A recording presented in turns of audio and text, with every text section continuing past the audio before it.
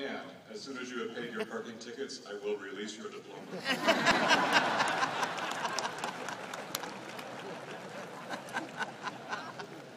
I am now pleased to call to the podium the chair of the Duke University Board of Trustees, Mr. Dan Blue.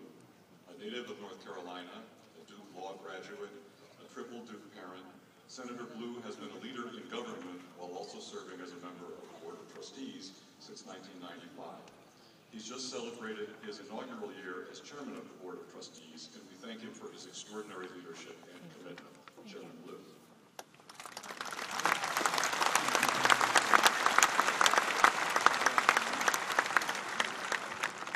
Mr. President, it is my pleasure and privilege as chair of the Board of Trustees of Duke University to declare this convocation now open for the conferring of honorary degrees.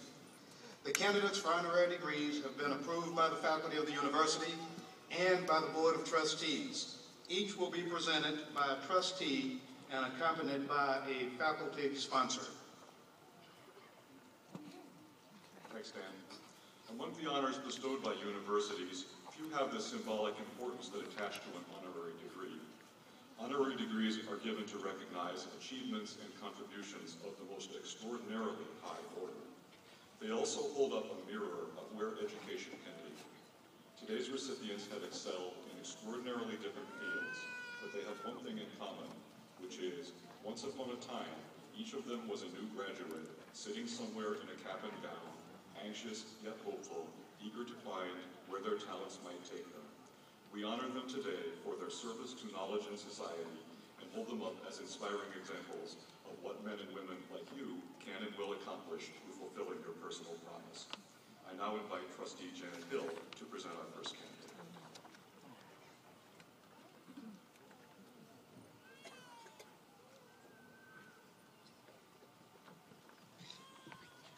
Mr. President, I have the pleasure to present the name of Temple Grandin, a candidate for the honorary degree of Doctor of Humane Letters.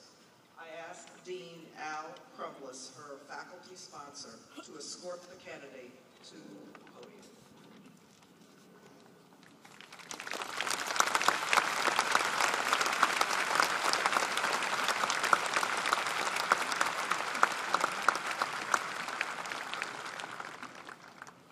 Temple Grandin frequently refers to her tendency to think in pictures. So how would we picture Temple Grandin?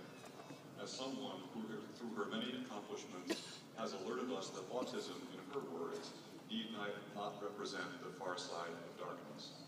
As someone whose ability to imagine the nature of animal cognition prompted a revolution in the design of livestock facilities, a revolution rooted in caring treatment. And as someone who reveals by word and deed the notion that to live a fully human life is to live out a deeply humane life. Although Dr. Grandin has talked of her struggle with certain aspects of her disorder, she once told an interviewer, "If I could snap my fingers and become non-autistic, I would not do so. Autism is too much a part of who I am." This condition was not only a part of her nature, it has been the basis for her extraordinary achievements.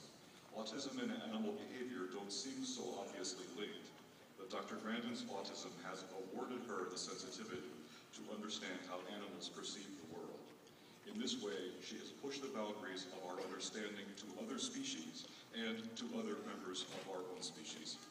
In recognition of an educator who provides enduring lessons in decency and perseverance, Duke is proud to award the degree of Doctor of Humane Letters to Temple Grandin.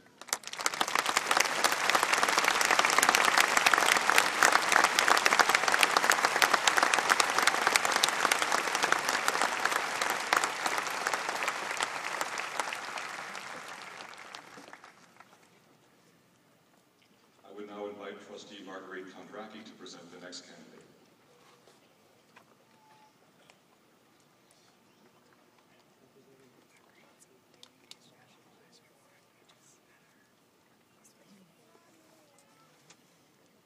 Mr. President, I have the pleasure to present the name of Joel Klein, a candidate for the honorary degree of Doctor of Humane Letters. I ask Professor Charles Clodfelter, his faculty sponsor, to escort the candidate to the podium.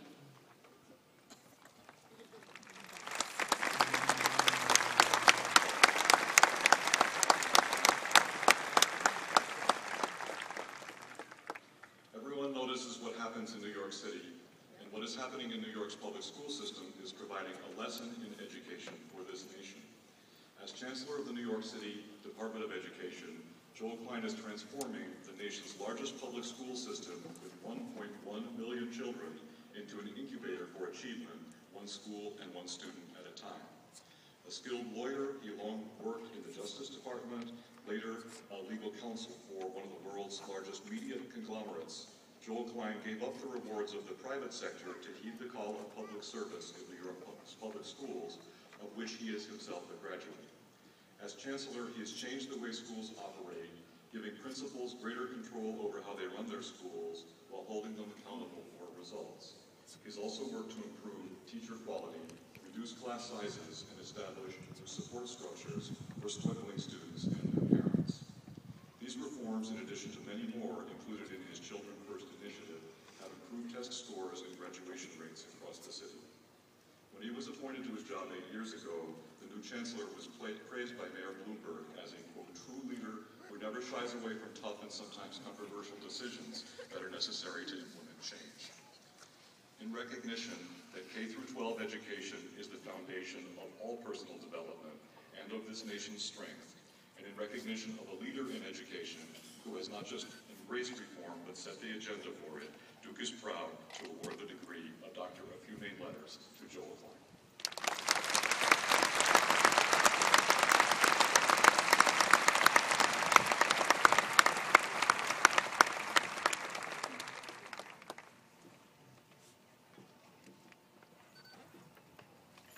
I now invite Trustee Charles Michael Smith to present the next candidate.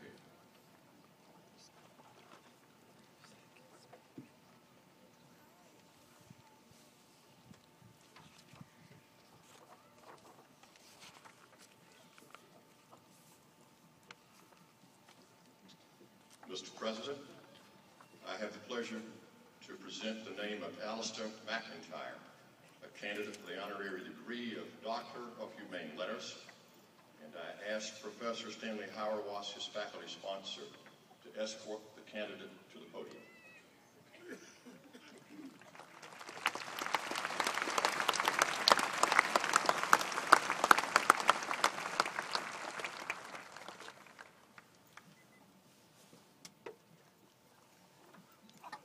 Alistair McIntyre is one of the most influential and widely respected moral philosophers of our time.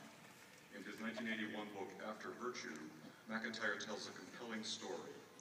He relates when and how modern societies lost a living tradition of virtue and explains why politics is consequently no longer the craft of seeking the common good in the way Aristotle understood it to be. He concludes that we now live in a period, quote, after virtue, beset by myriad unresolvable disputes and dilemmas. He rejects both a universalism that fails to match the complexities of human experience and a relativism that makes virtues local preferences alone. Instead, he seeks a restored Aristotelian middle way, believing only such a notion of tradition can make public discourse sustainable. Since his first volume appeared in 1954, he's written more than 30 books, among the most significant works of philosophy in this era. Born in Scotland, educated in England, Professor McIntyre has taught in many major universities in the U.S., including Duke for a 5-year period. He is now Senior Research Fellow at University of Notre Dame. For a life spent reflecting on the most profound questions in ways that seek for us all to live better lives, Duke is proud to award Alistair McIntyre the degree of Doctor of Humane